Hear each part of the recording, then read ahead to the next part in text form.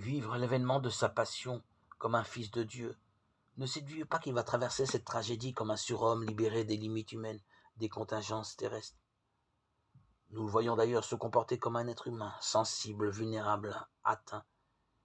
Jésus va vivre une intense souffrance intérieure et physique, connaître la trahison, le mensonge, la solitude.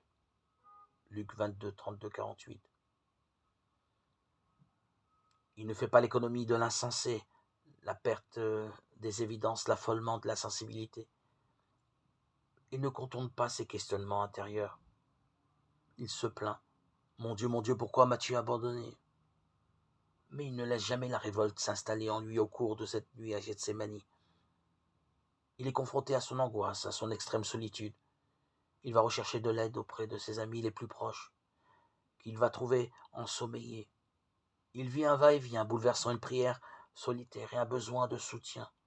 Il souhaite maintenant échapper à cette épreuve qu'il avait par avance pressentie et acceptée.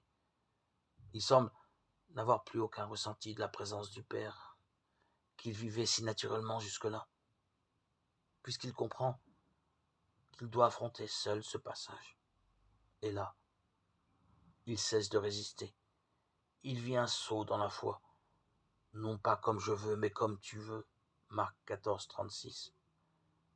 Comme tu veux que je vive cet événement.